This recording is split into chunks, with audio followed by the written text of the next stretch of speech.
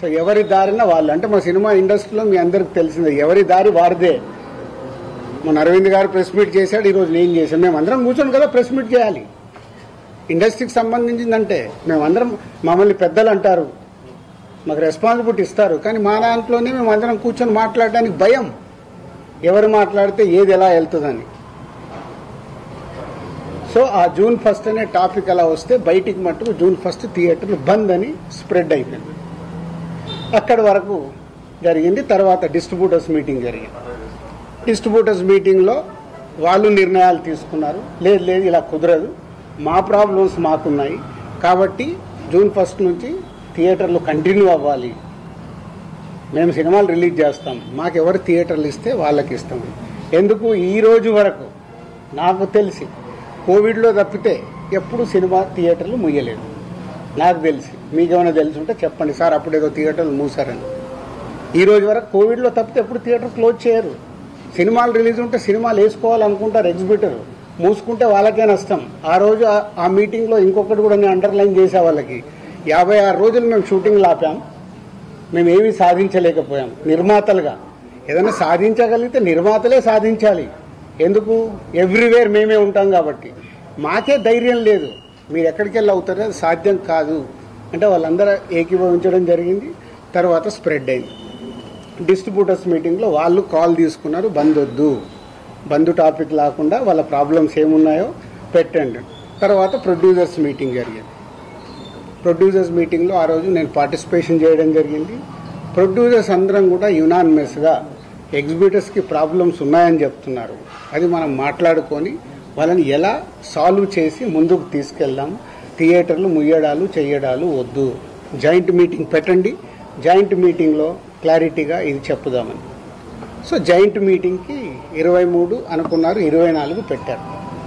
ఈ లోపలనే ఈ ఎపిసోడ్ అంతా ఇంకొక సైడ్ డైవర్ట్ అయింది. అది మీ అందరికీ తెలిసిందే. కళ్యాణ్ గారి సినిమా మీదకి ఇది డైవర్ట్ అయ్యి కళ్యాణ్ గారి సినిమాని ఇలా అనుకుంటున్నారు. దాంట్లో మేబీ నా పేరు డైరెక్ట్గా ఎక్కడా రాలేదు కానీ ఇండైరెక్ట్గానే వచ్చిందని అందరూ చెప్తున్నారు. కళ్యాణ్ గారి సినిమా ఆపే దమ్ము ధైర్యం ఎవ్వడు ఆలోచించడు.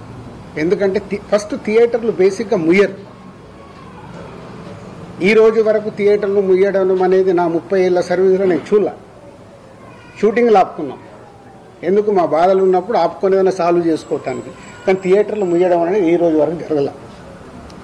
అది ఎపిసోడ్ కాస్త కళ్యాణ్ గారి సినిమా మీదకి తీసుకెళ్లారు. గవర్నమెంట్స్ కూడా అలాంటిదే కమ్యూనికేట్ చేశారు మధ్యలో. సో ఎవరి అడ్వాంటేజ్లు ఏమున్నాయో ఇక్కడ తెలియదు. అడ్వాంటేజ్లు ఉన్న వాళ్ళు భయంతోనో భక్తితోనో కమ్యూనికేషన్ రాంగ్గా కమ్యూనికేట్ అయింది. సో అప్పుడు దుర్గేష్ గారు మినిస్టర్ నాతో మాట్లాడడం జరిగింది. ఆ రోజు కూడా నేను చెప్పాను, సార్ థియేటర్లు ముయ్యరు, అది జరిగింది, జాయింట్ మీటింగ్ ఉంది, ఈ జాయింట్ మీటింగ్లో క్లారిటీ వచ్చేస్తుంది. జాయింట్ మీటింగ్తో అందరూ యునానిమస్గా ఒప్పేసుకొని క్లోజ్ చేశారు. బట్ ఈ లోపలనే గవర్నమెంట్ సైడ్ నుంచి గవర్నమెంట్కి వెళ్ళిన కమ్యూనికేషన్ వల్ల థియేటర్లు ఇట్లా కళ్యాణ్ గారి సినిమాని ఇలా టార్గెట్ చేస్తున్నారు, ఇలా అనేది ఒక రాంగ్ కమ్యూనికేషన్ అని నేను అనుకుంటున్నాను. మరి అది వాళ్ళకి రాంగ్గా వెళ్ళిందా రైట్గా వెళ్ళిందా నాకు తెలియదు. But my point of views wrong కమ్యూనికేషన్తో కళ్యాణ్ గారి సినిమా మీదకి తీసుకెళ్ళారు. మే 30 అప్పటికే భైరవం అనౌన్స్ అయింది. June 5 కమల్ హాసన్ గారి సినిమా అనౌన్స్ అయింది. June 12 కళ్యాణ్ గారి సినిమా ఉంది. June 20 కుబేరా ఉంది.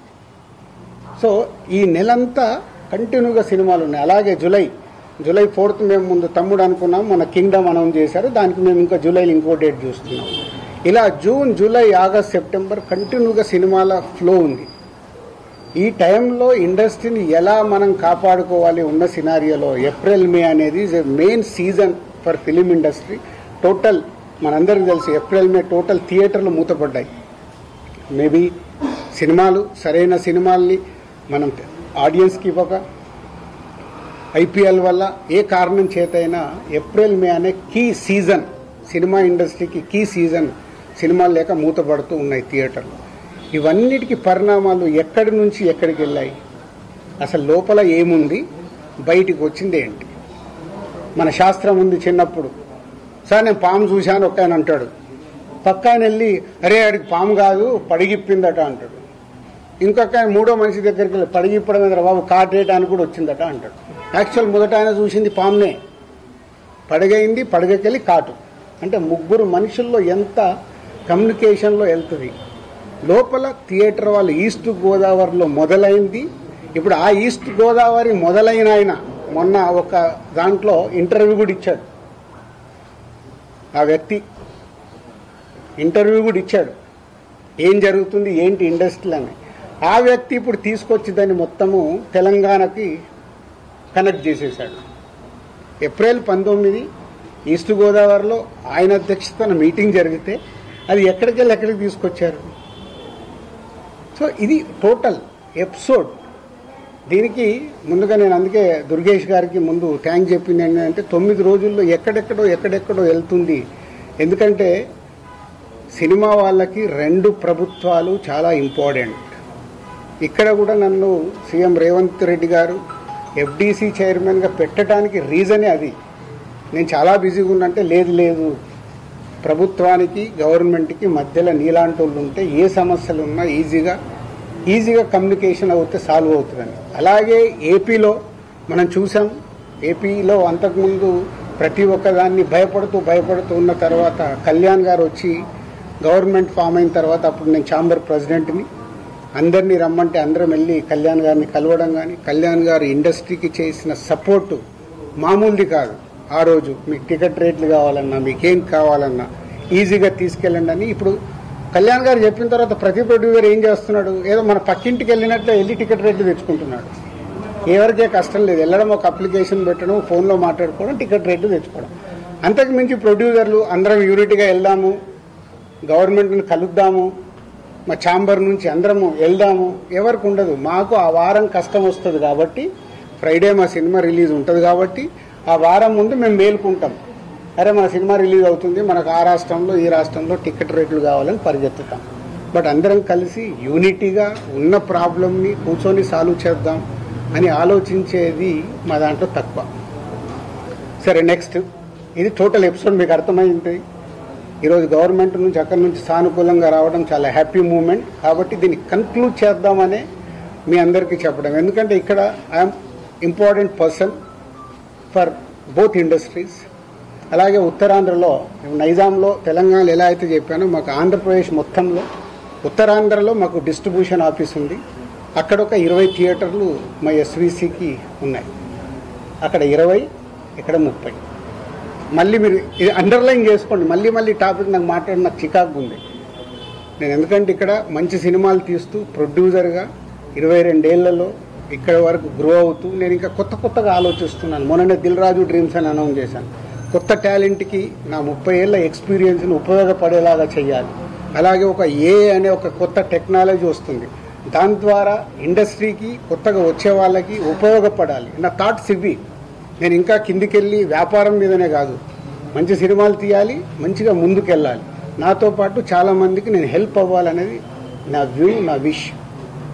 ఇది ఇంపార్టెంట్ ఇవ్వండి. అనవసరమైన వీటికి ఇంపార్టెంట్ ఇచ్చేసి ఫోటో వేస్తే మనకు వ్యూస్ వస్తాయి కదా, ఈయన మీద కామెంట్ చేస్తే మనకేదో వస్తుంది కదా అని వదిలేయండి దయచేసి.